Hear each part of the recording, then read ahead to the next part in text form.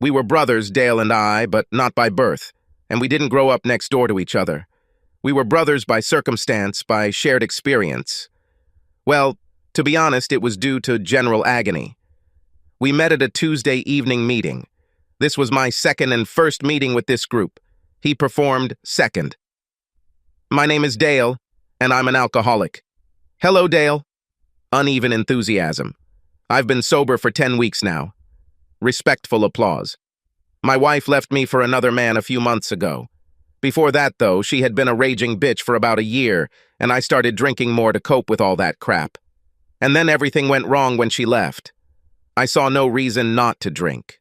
From drinking, I just went numb, until I lost my job and my boss did me a favor by telling me I was a bastard and I was giving my wife too much power. She was a bitch, of course, but I shouldn't have let her get me into that state. It took me a while, but I finally found a way to get out of the bottle. And since then, I've been living one day at a time. Thank you. He sat up and rubbed his chin, which was halfway between clean-shaven and bearded. His eyes were red but not cloudy, and there was a haunted look in them. Wary. It was as if he was watching where the next blow would come from, ready to dodge and run. Anything to avoid getting hit in the solar plexus with another baseball bat. He looked just like me. And for the same reason. I approached him when the meeting ended. He was talking to another guy, and they shook hands grimly just as I approached. I extended my hand. My name is Teddy. Your story is terribly familiar to me. Dale took my hand and squeezed it with some force. I answered him the same. We looked into each other's eyes, nodding slightly. No intimidation, just respect for those who taught us to shake hands. Sorry to hear this. We decided to drink real coffee instead of the weak crap they served at the meeting. When you don't drink, there's nothing to do in the evening except drink coffee. It saved us both from going home and staring at the walls, though, so that was great. Latte? Is it true? Sue me, Dale said. I like it. Denny's was almost empty, so we had plenty of privacy. My wife left me too. What nonsense did she tell you? I shrugged. Nothing special. Just a note. I still didn't want to talk to her after that. Said she found someone who made her feel valued, whatever that means. This is a cowardly act. My Charlene at least said it to my face, although she looked terribly happy.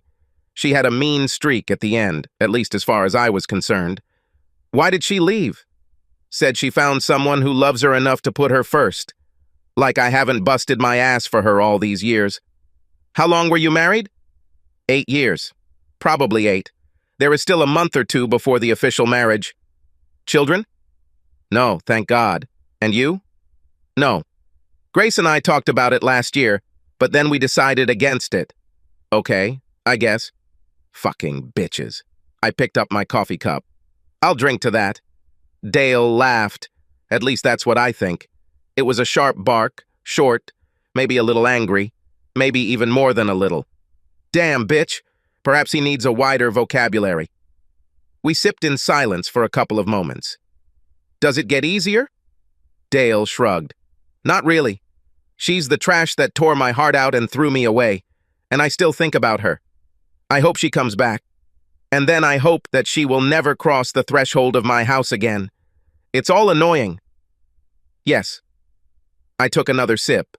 The coffee was hot, endless, and bitter. So is the mood, I suppose. Have you completed the documents? He asked. Yes. Well, she did. I think she wanted to be free for her new man. Did she take your things? No, she didn't have much, and what she wanted most was quickly. And you? Divided everything in half. It took some time before we could be polite enough to do this. We sat in silence again. Baseball fan? He finally asked. Yes. Twins, unfortunately. Me too. There are tickets for Saturday. Interesting? Certainly. The Twins won for a change, and when he wasn't talking about his soon-to-be ex-wife, Dale was a fun guy. His remarks about his marriage could also be funny, I suppose, but for me they hit too close to home. It turned out that we were both ice fishing. We also liked country music, maybe because we each lived for a sad country song. A few nights after the game, we were drinking Diet Pepsi at a tavern with a pretty decent hard-driving Roadhouse blues band. It wasn't ice fishing season, but the following weekend, he invited me to go fishing with a couple of his other buddies who had a boat. Diet Right Cola doesn't taste as good as beer when you're at the lake, but you don't get a hangover, so maybe it's a fair trade-off. Grace ruined my life, and whenever I was alone, I obsessively thought about her leaving my life. It didn't stop when I met Dale, but I was spending a lot less time alone, so I just didn't think about her as much as I used to. Dale seemed to have adopted me, and I really needed someone else who didn't care about my past life. He was, de facto, an older brother. He organized outings and had a wide circle of friends, acquaintances, and co-workers who liked to do things with him. He was an interesting guy, confident in his desires and purposeful in his actions. I don't think he ever doubted himself. But we all knew one thing. Dale's ex, Charlene, was done with him. And when he got a bite in his mouth on this topic, he really went crazy. If she wanted a bright asshole with a Mercedes, then why did she marry me? A fucking bitch. That's what she was in the end. She left me for some richer guy. Bitch digging for gold. Nothing was good enough for her. I learned early on to keep my mouth shut when he started talking about Charlene, like everyone else. Talking about her drove him crazy, so sometimes silence allowed him to shorten his tirade. But usually no. He created an impressive monologue through simple repetition. Do you think I ignored her? Left her alone at night? We stopped asking questions, so Dale took charge. No, damn it. I quit my bowling leagues when I got engaged to her. I have never stayed overnight to fish. No more than one game a month, and half the time I asked her to come too. At first she agreed, then she stopped. Never said why. Did I drink too much? Then no. One beer after work was my limit. Maybe a couple if the game was good. And I always got home in time to get some things done before dinner so we could watch TV after. And I took care of her in the bedroom too. She didn't complain. She didn't scream. But she seemed to enjoy lying on the bed with me. At first, we did this 4 or 5 times a week, then a little less often, and towards the end, once a week, maybe twice if my birthday didn't fall on a Saturday. He was completely devoted to Charlene, but for some reason she stopped loving him. One of the guys from his high school once asked him how long she had been cheating on him. Dale responded in his saddest voice. I have no idea. I never let her tell me. I stopped talking and listening to her as soon as she said she wanted a divorce. I never saw her again without her lawyers. I understood perfectly well how he felt, but after a while, I began to feel uneasy listening to him. I really liked this guy, and after living my version of his life, I felt guilty towards him. Plus, I owed him for accepting my sorry ass when no one else would. But Charlene wasn't going to come back, and at some point, you just have to say screw it and move on. Of course, this was easier said than done, but he was thin, had a little pot belly, had all his hair and teeth, and had a good job. Many women would have been happy to have him, but he insisted on picking at the scab, so his wound was always red. Maybe I did the same. I didn't think so because I hated thinking about Grace, but I couldn't stop thinking about Grace. And when I did, everything was black. It was probably the rejection that gutted me. She was perfect.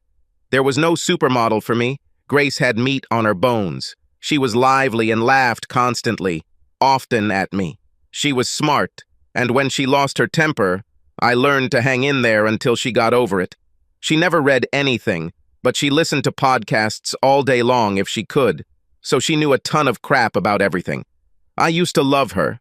I thought about her at work and smiled. I couldn't wait to get home to her. And when she said that, she loved me, well, there is no better feeling in the world than reciprocal love. I couldn't understand how the woman who had chosen me over everyone else could turn around and choose someone else, especially after she said she loved me.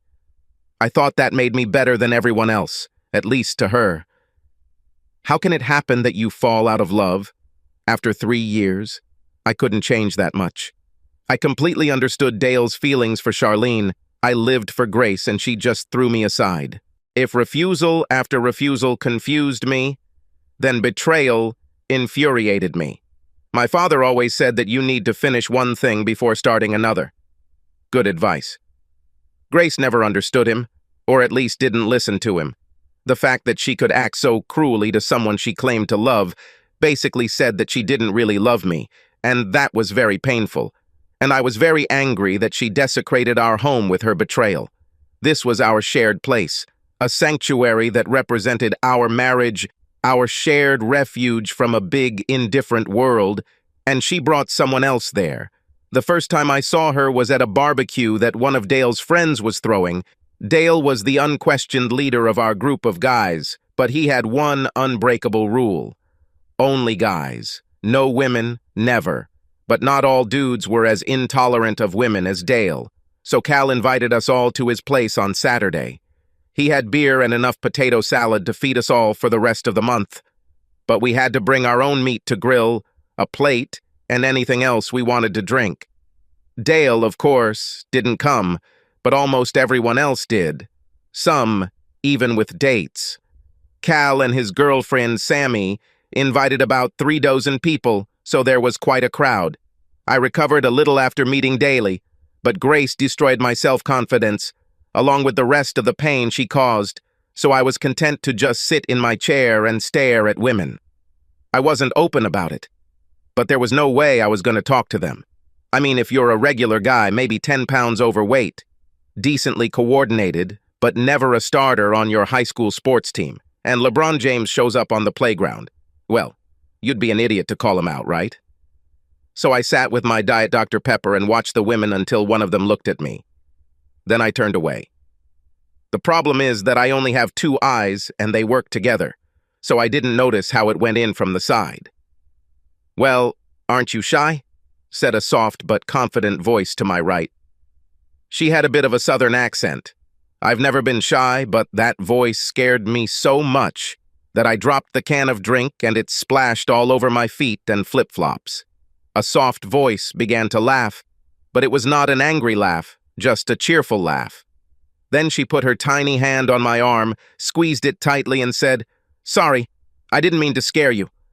She was thin, and if she reached 5 feet tall, it was only thanks to the thick blonde hair on her head. Her eyes were huge, her breasts were small, and my own ass was much larger and rounder than hers. But her face was beautiful, and those sparkling white teeth in 2 perfect rows. Well, they blinded me, and I just felt warm. Her bare feet were as graceful as her hands, and while they were beautiful, they were also functional, with a hint of calluses on the soles. There was no polish on her nails, and her only jewelry was a pair of gold pins in each ear and one thin gold chain around her neck, with a small pendant. I stuttered a little, and then just gave up and shrugged. She laughed again. I liked it when she laughed. "Can I get you a new soda?" I shook my head. "No, don't worry about it." "So why are you silent?" "It's a party after all." I shrugged again. I have never been relaxed, and now I still have no practice. "Nothing to say, probably." "Everyone has something to say. What is your name?" "Teddy." "It wasn't that difficult, was it?" I swear, if I see this again, I will become addicted to her smile. "I'm Sonya." "Nice to meet you." "Me too. How do you know Cal and Sammy?" "I met Cal through friends." "Are you one of those misogynists Sammy talks about?" I winced slightly at this. I thought Grace was straight, but Sonya just said whatever was on her mind. Her accent softened her words, but, Lord, those words. I couldn't argue with that, though. The description fit Dale more than it didn't. I don't think that's true, but some of us haven't had the best experiences with women.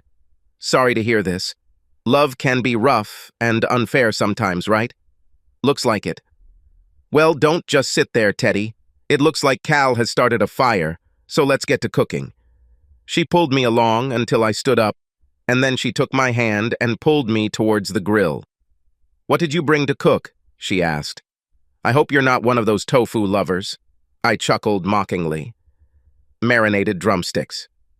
"I knew there was something about you that I liked." I brought the ribeye. She looked at me askance. And I'm not going to share.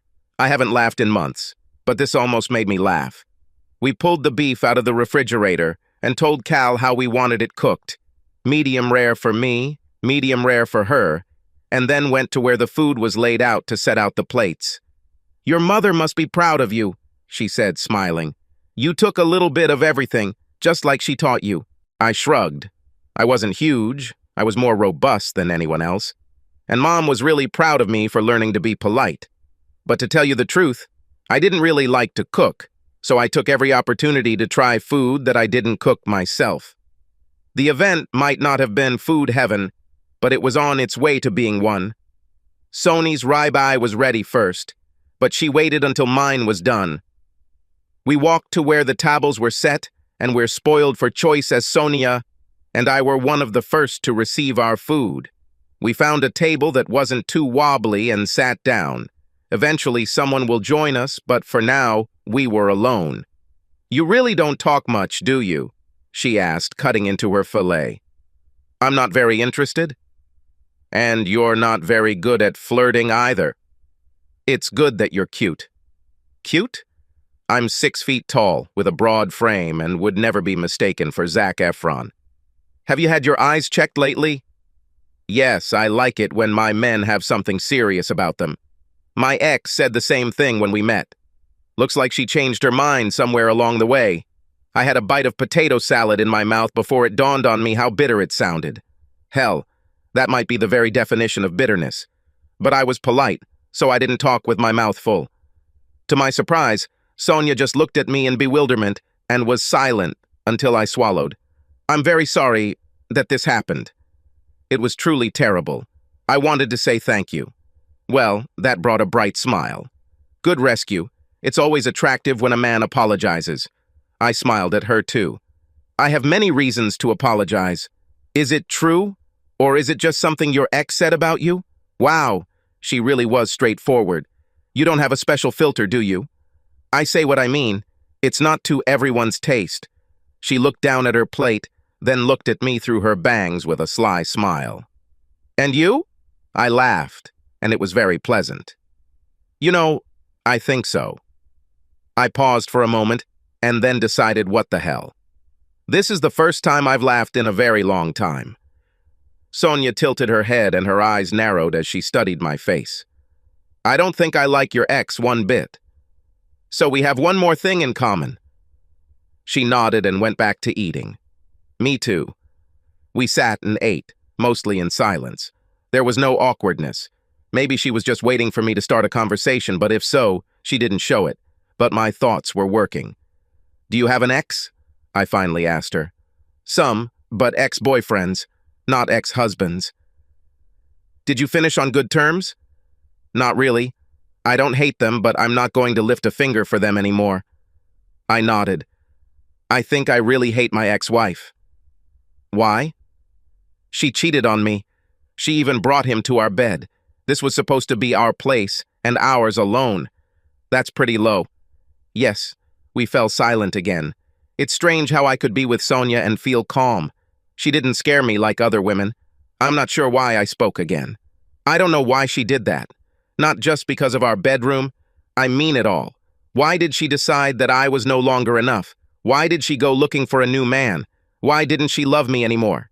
She's a stupid bitch, that's why." There was a lot of poison in Sonya's voice. But then he softened, and she reached out and squeezed my forearm. Her hands were small, but her grip was strong. "But she freed you to be with someone who appreciates you, so maybe there's a silver lining to that." I've tried to tell myself the same thing many times since Grace left me the note, but I never could. But when Sonya said this, my emotions changed and I was able to see it a little better. It was nice. "Thank you.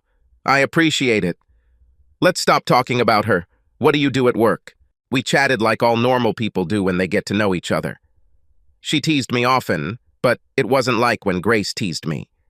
Grace would say things that made me think she meant it, and on occasions when I felt offended, she would say that I was just thin-skinned and couldn't take a joke. Sonya was saying something, and maybe it was her accent or her knowing smile, but it seemed obvious that she really thought I was okay. She was witty, but not unkind. In fact, she was generous in her interactions with me. Sonya said exactly what she wanted, without embellishment, but also without meanness. While talking with her, I felt warmth and comfort. I believed what she said, and I liked it.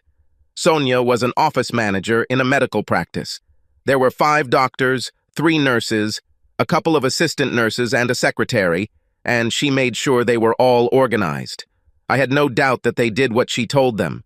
She might be small, thin, with a soft southern accent, but I could tell that every inch of her spine was hardened steel. I suspected that even doctors obeyed her. When everyone left, Sonya asked for my phone number and then called me on my phone so that I would have her number too. She also took a photo of me to attach to my contact information. She showed it to me. My eyes were closed, and I was saying something while she was filming. "You should make another one."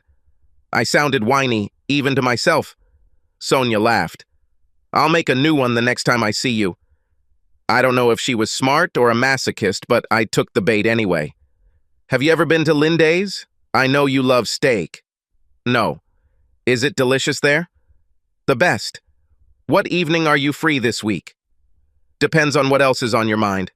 I work early in the morning, Monday to Friday. How about Saturday?" And just like that, I had a date, which made Dale very angry. We were at our weekly bowling night. We weren't in any league, but with a dozen guys, give or take, we could bowl as teams in any combination. We had all the fun without having to play the same guys every week. As usual, Dale organized us. Twins Orioles on Saturday night. Who agrees? Most of the guys raised their hands. Jan and Jadi had family affairs, and Pete's brother gave a concert in a wine bar. Dale gave the 3 guys a little rant about their previous commitments and then turned to me. "What's holding you back, Theodore?" He started calling me that because he thought Teddy sounded too juvenile.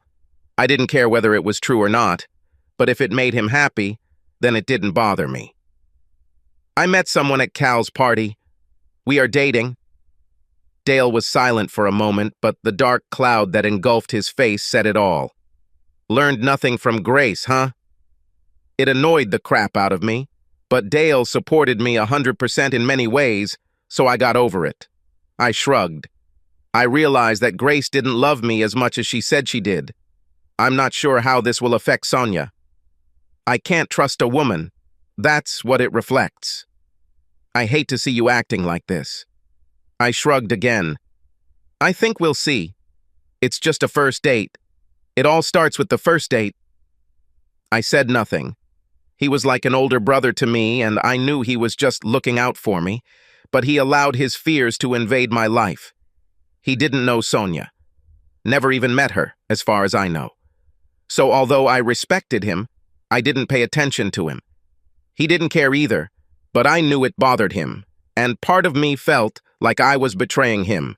After all, we were in the same boat, on a good ship. He just didn't want to disembark. I completely forgot about him when I picked Sonya up on Saturday. I was dressed appropriately, which meant black jeans, a white button-down shirt, and a black and white sports jacket.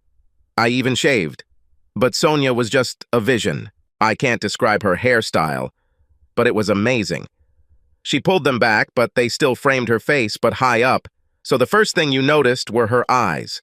Those incredible, amazing, honest, warm, huge, brown eyes. I'm sure she had makeup on, but I couldn't tell. And that smile of hers made my thoughts wander into the distance until a slight giggle brought me back, stuttering and completely stunned. "Thank you," she said, her face beaming. "I've never had a better compliment." I said nothing. "You didn't need to." I didn't know how to answer her, so I didn't answer. I reached out my hand, and she took it. And even as her fingers intertwined gently with mine, I felt the strength of her grip. I had no doubt that she could kick my ass. Hell, maybe even really. I was twice as big and a quarter as hard, and she was pure steel. Lindy's was the same as it always was. Great. None of that charred sea bass on a bed of dandelions and summer corn. What kind of corn grows in winter? Lindy's will serve you steak cooked the way you want it, with potatoes, salad, and garlic bread. And this is the menu. The establishment looks like a nice tavern or restaurant club, with plenty of wood paneling and sturdy tables and chairs. No glass, chrome, or recessed lighting. What you see is exactly what you get. So it was with Sonya.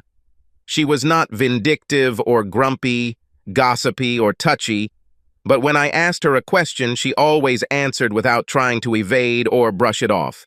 If you had a problem with what she was saying, that was it. It was you who had the problem, not her. If you don't want to know the answer, then don't ask. So, what do you love more than anything in the world? She asked me after we ordered. It's complicated. I like fishing. I like sports. Mostly, I think I like doing things with people. It doesn't really matter what it is. What did you do with your ex? In the end, not very much. When we were dating, she always liked to go to ball games, movies, or the fair, but then she stopped doing what I suggested, and she didn't suggest anything else other than watching TV. So that's pretty much all we did. It's a pity. This is her loss. What do you like to do? Basically, I'm a homebody. I love going out like we are now, but there is so much to do around the house. And I like puzzles when I'm alone, Netflix when I have guests, and games when there are more of us. Do you listen to podcasts? Only when I need to drive longer than 45 minutes. I don't like to stop when I start something. I'm reaching the end. And what? It was my ex's favorite thing to do. I'll never listen again. I laughed at this, and Sonya gave me a devilish smile. Sonya loved to laugh, and she really enjoyed teasing me. I think she saw it as a challenge to make me laugh since I didn't do it often, and she knew that teasing me was a good way to loosen me up. Plus, I think she was naturally mischievous. She was a serious person, but she was not heavy or gloomy. Be that as it may, we didn't spend a lot of time complaining about each other, and when you put all that nonsense aside, there's a lot of time for jokes and banter. We saw each other quite regularly. The following Wednesday, we went to the cinema, and on Friday evening, we had dinner again. On Sunday afternoon, we had a picnic and walked a bit in the forest reserve. We walked holding hands, and I kissed her for the first time right after I helped her cross the stream. She slipped, and I grabbed her tightly and pulled her towards me. She looked at me with her incredibly big eyes, and I just leaned over and kissed her. Her kisses set me on fire like never before. She pressed herself close to me, these steel ribbons, which she called arms, wrapped around my neck. These small but elastic arms grabbed my shoulders. For 20 minutes after that, my head was a mess, and there was a satisfied smile on her face until I let her go. The more she talked, the more attractive she became. This accent fascinated me, and whenever I was gloomy, her smile would simply destroy the mood. I saw her in my mind when we were apart, and to me, she was the most beautiful, sexiest woman I have ever known. Like many women, Sonya was embarrassed about her appearance. We ate ice cream sitting on a bench at the entrance to the cafe. Triple horn? I shook my head. This thing is about as big as you. I need to get better. My 10-year-old nephew has more curves than me. Doesn't matter. Nobody is as beautiful as you. Somehow, I hypnotized you. I know what I look like. No, you know how you think, what you look like. You're a woman who knows what she thinks, says what she thinks, has a killer sense of humor, and cares about some guy whose wife has grown tired of him after just 3 years. And she lives in this tiny package, in which there is not a single extra space, only what she needs. Her smile blinds me. Her eyes tell me everything she's thinking, and that tight little body makes me dream about her all day and all night. This is what you look like. Well, that got her a smile, an amazing kiss, and a threat of rape the next time we were alone. I wondered how quickly I could be alone with her. Sex with Sonya was different from anything I had done before. Her body was hard and elastic, but she made love softly, at a slower pace than Grace and most of my previous girlfriends. She took her time and gave clear verbal and nonverbal instructions about what she liked and how she wanted it.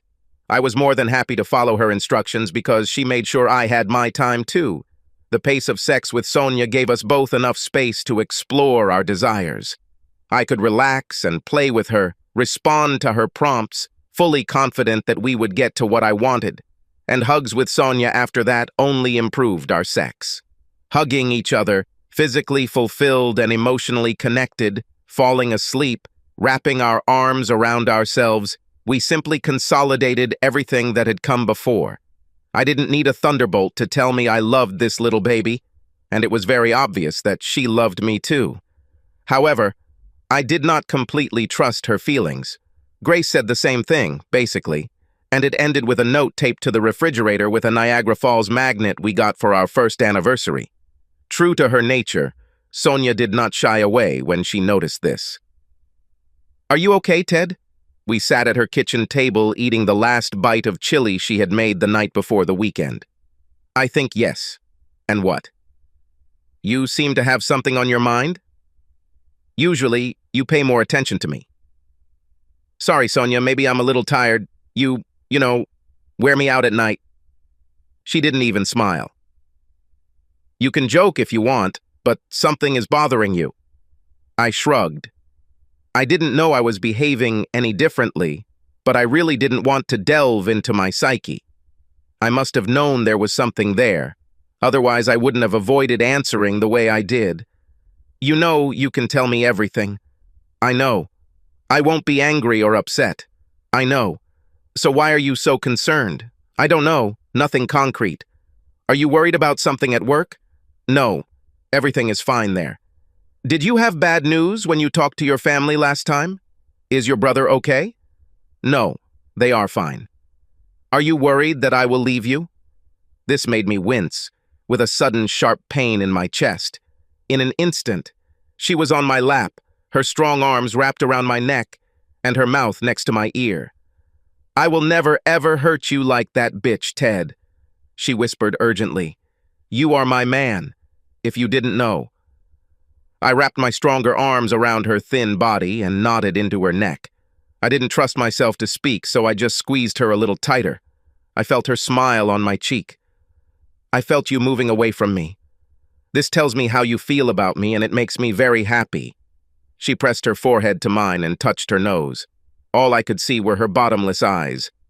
"But know that I will always tell you what I think and what I feel, and when I make a promise, I always keep it. You don't know it yet, but you will find out." "I believe you, Sonya." I waited a little and then added, "I love you, Sonya. I know you love me, my big, strong man. And I love you just as much." We were both very happy. Dale, not so much. As I started hanging out with Sonya more, I didn't see Dale and the guys as much. I still looked forward to bowling, bar music nights, and games, and they kept inviting me. So I went there when I didn't have anything else to do with Sonya. Sometimes it was dinner or a movie, but just as often, we stayed home to work on a puzzle or watch TV. And sex. We really loved sex. I also enjoyed hanging out with the guys. With the exception of Dale, they treated me the same as usual. Dale didn't hurt me, but sometimes he frowned and didn't say much to me. I tried to talk to him every time we met. I liked the guy and I owed him. But he was usually rude and then quickly moved on to someone else. I got a message. He saw us as two peas in a pod, bonded into brotherhood, thanks to the contemptuous treatment from our chosen ones. Maybe he resented the fact that I had found someone to love and who seemed to love me back. Or he was disappointed that the lesson of not trusting women didn't stick. Or maybe he just felt that I betrayed him by leaving him for Sonya. Perhaps Sonya influenced me, or I just missed Dale. Whatever the reason, one night while we were at Dusty's, I followed him into the bathroom. "Did I make you angry, Dale?" He didn't look surprised. "Why do you say that?" "You don't tell me anything else, but look at me as if I killed your dog." "I do not have a dog. I actually hate those whining bastards." "Then why is the shoulder so cold?" He shrugged. "I think you screwed up. I don't want to be there when you're down again. This will remind me of Charlene. Do you think that every woman will do bad things to you? This is my experience. I think Sonya is different. I hope you're right, but I won't bet on it. You have 40 to 50 years to live, Dale. Are you going to be alone all this time? At work, I'm around people all day, and there are only 1 or 2 evenings a month when I don't communicate with friends. This is hardly loneliness. You know what I mean? He shrugged again.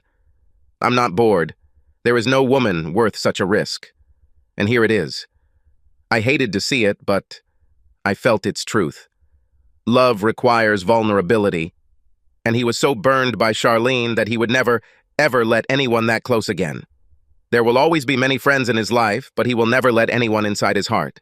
I was sad for him, but I understood it, and I wanted the best for him, given his choice. Okay, I nodded to emphasize my agreement with his choice. But I have another hope. He looked me in the eye again, then smiled faintly. Fine. I entered Sonya's cottage using the key she gave me. I tried to be quiet, but it was dark, and I'm not the most graceful guy. Is that you, honey? She called from behind. Yes. Everything is fine? Now that I knew she was awake, I turned on the light in the hallway, which made the path to her bedroom much easier and much safer. I quickly stripped down to my boxers and then slid under her blanket. I pulled her towards me and pressed her to my chest. She didn't resist and put her leg on my thighs. Everything is fine, I said quietly. I took a deep breath, in and then out, and did it again, and then again, until I finally calmed down. I kissed the top of her head and felt Sonya's smile on my chest. Sonya? I don't think you know how much you've changed my life. I didn't recognize myself from the moment I first met you. I'm probably the happiest guy in the world. I did not do anything. I love you, Ted. I know you love me. And your love not only restored me, it saved me from so much sorrow and pain. You make me so happy. That's what love is, honey. Well, you found me at the perfect time. I never want to be left without you, Sonya. Never. Can we sleep now? I will get up early tomorrow. I smiled widely at my little woman who took charge. The remainder of our life together promised untold riches in the form of happiness, and I could not wait to begin. Subscribe to our channel so that your second chaff doesn't cheat on you, and go ahead and listen to the next story, because this story is nothing compared to the next one.